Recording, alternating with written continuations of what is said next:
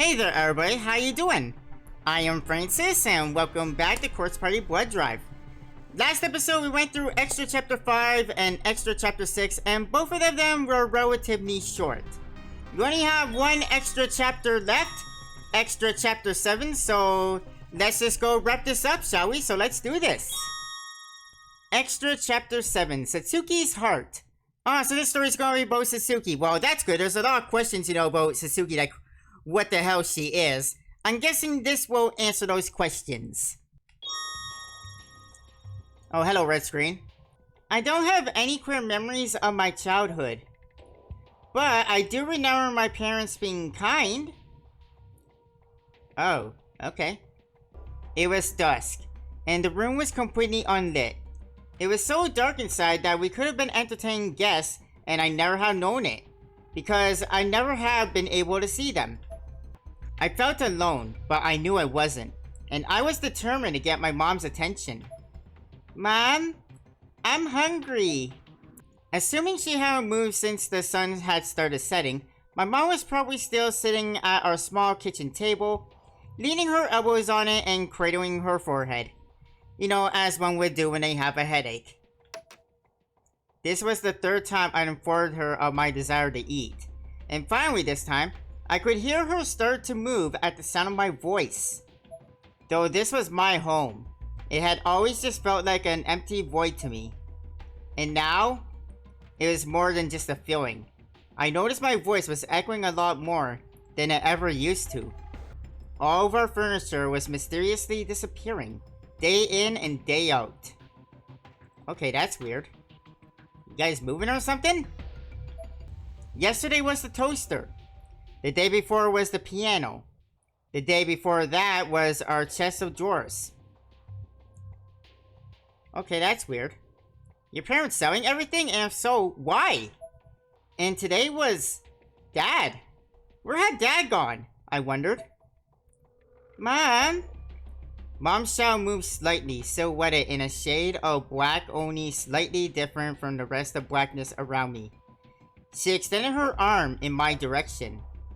I'm sorry, Satsuki. Her tone, like the house itself, was dark. Maybe it just sounded that way because of the general mood in the room. Hopefully that's all it was, I thought. I hope that's all it was. Mom, the lights won't turn on. I'm sorry, Satsuki. Huh? I don't trust your mother. Hello? Okay.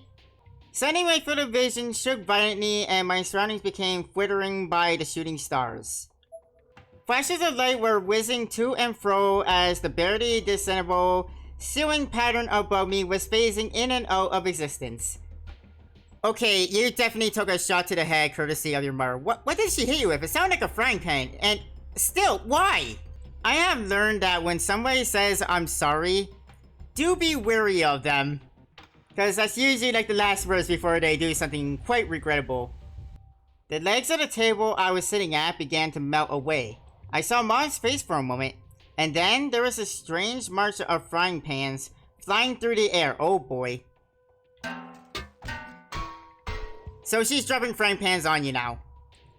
Which was especially strange since we only owned one frying pan. So is your mother selling everything that's not a frying pan? My entire face began to swell and go into convulsions and my ears were howling and ringing. I could barely hear anything anymore. None of that surprises me. You have a frying pan after frying pan after frying pan smack you on the face. I can believe that your face will begin to swell. And your ears ringing? Yeah, that makes sense because frying pans are loud. The areas under my nose and ears were all wet and cold as well. Was that snot? Earwax? What was I feeling? It's probably blood. Satsuki? I'm sorry. I'm so sorry. See, whenever this happened, Mom would always hang back and rest her head for a bit, but would then hug me with the kindest, warmest, most sickening, sweet embrace. That's why I love them. I love frying pans. I love what they represent to me. I'm sorry, dear, but this is all I have. Mom gave me some potato chips. They weren't exactly my favorite brand, so the flavor was kinda iffy. But it's a thought that counts, right? There were cartons and cartons of potato chip bags all throughout our house, and they were all for me. I was the only one who really ate them. And whenever I did, Mom would always seem to be a little happier, for some reason. So frying pans were my favorite objects, and potato chips were my favorite food. Satsuki, in 3 days, you have a very important role to fulfill. Important role? Role? What's a role? It's something joyous. You're to be reborn through the incomparable wisdom of the Archbishop. You'll be one rank higher than ordinary humans. Oh boy! Is that when I start turning into a monster? Ding dong!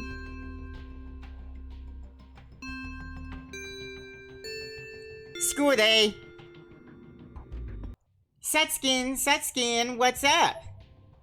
Oh, Mizuhara. This was Haru Mizuhara. I known her since grade school. I still wasn't sure how to react when someone called out to me though, so I just stared at her blankly. What is it? Well, aren't you Miss Gloomy again today? Can't you at least give me a what's up every now and again? Whatever, Satsuki. This weekend, we have to hit up land. We can't just keep talking about it and not go. I can't do weekends. I have meetings. For crying out. Why not leave all the religion crap to your parents? You at least want to go with me, don't you? Well, yeah? Aha! I know that face. I know it well. I know how much you love those monkey pants that I brought you from there. I do want to go, but I can't. I already told you that. Ignore your parents, girl. Ditch them! Give them the heave-ho! You can't exactly do that. I mean, you could, but there's consequences, you know. And since we have a mother that loves to drop frying pans on her head, I don't think we should be disobeying. Mizuhara was genuinely really funny. She had a certain sense of timing about her that made it hard for me not to get sucked in. Uh-oh, you're gonna do it, aren't you? Oh girl, this ain't gonna go well for you. I didn't usually laugh as a rule, but this girl could really bring it out of me. Honestly, wouldn't it be nice if people could pick and choose their parents? You could be so bright and cheery if you weren't always cooped up in Darksville. Plus, you got a good pair on you, so why not use them to bring all the boys to the yard? Be all like boingy boy. Oh, what? Oh god. Haru. You and Satsuki are so alike. Later that day, Mizuhara had gotten into a car accident on her way home from school. Her jaw had shattered on impact, preventing her from ever smiling again. Oh, well, that's sad. Since then, she hadn't come to school a single time. Oh dear. Oh, hi Megari. You must be Satsuki. It's nice of you to come. You're such a good girl despite your young age. You show a firm grasp of reason and understood the nobility of self-sacrifice. You truly are a wonder. I don't think she knows what self-sacrifice is. She was just told that this is a joyous occasion where you get higher in the ranks than a normal human. So that means Megari here is the Archbishop? Oh boy. I was brought to this suspicious place through some magic that obviously leaned a bit on the dark side. I remember I was really cold here since I was wearing nothing but a thin black robe. Following her parents' orders without talking back at all? She must be a very good child indeed. This was the headquarters of Martuba's tomb. I was in a room, lined with terrifying looking devices, and everyone around me was dressed in similar robes. listening intently, almost passionately, to their leader's voice. My mind was a blank slate. I had a slight smile on my face, but I didn't want to make eye contact, so I just focused all my attention on a random piece of floor. Yes, Mistress Megari, our child truly is most honest and obedient. As you can see, we'll do anything we can to be of use to the Order. Anything at all, even sacrificing our child. Is that so? Then how about you pay your dues for a change? I wonder if you could even guess how many times you defaulted. Yes, mistress. Satsuki, my pawn, do you accept this fate of your own volition? I gave an empty smile and turned my gaze lazily toward the corner of the ceremony room. What I saw there gave me a sudden chill, though I did my best not to show it. Sticking out from the massive earthenware pot was Hiru's face. Thoroughly bloodied and with eyes rolled back into her skull. My god! What'd you do to Hiru? Ignore your parents, girl. Ditch 'em! Streams of drool and blood alike had stained her lifeless chin. She appeared very much as if she had literally just been thrown away, like yesterday's garbage. Oh dear. Is this punishment for trying to put the thought in my head about ditching this ceremony? Oh dear. Satsuki, my pawn? What's it to be? The parents of those who accept this fate will be granted a powerful position within our holy order. The room fell silent, no doubt anxiously awaiting my response. I've been trying my hardest to swallow my emotions, but there are just some feelings a person can't suppress. And one of them made its way up from my heart and out of my mouth. I don't want to die, Mistress Megari. It was accompanied by a sudden flurry of tears, and my parents immediately began to show signs of extreme panic on their faces. They looked at me as if I just committed the greatest affront known to man. They were afraid, but also disgusted. Their stares were cold and accusatory. This is a transformation experiment, right? I don't want that! Alright. Oh, shit.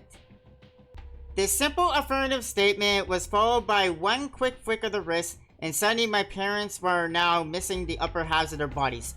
Oh, okay, I thought she literally killed Satsuki for, refusing it, but no. The parents are gone now. Well, needless to say, they won't be missed any.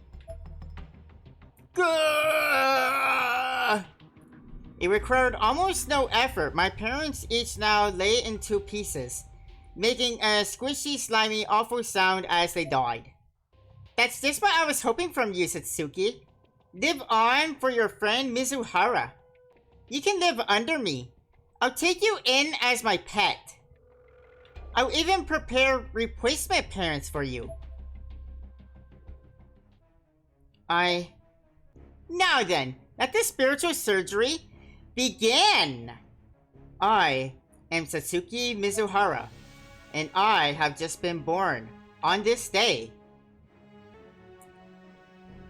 Now things about Satsuki make more sense.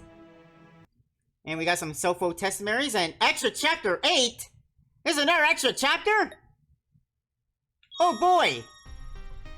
Well, we got one more chapter to go through, guys, but we'll be doing that in the next episode. So that's going to do it for today. Thank you, everybody, for joining me in coming back to Corpse Party Blood Drive.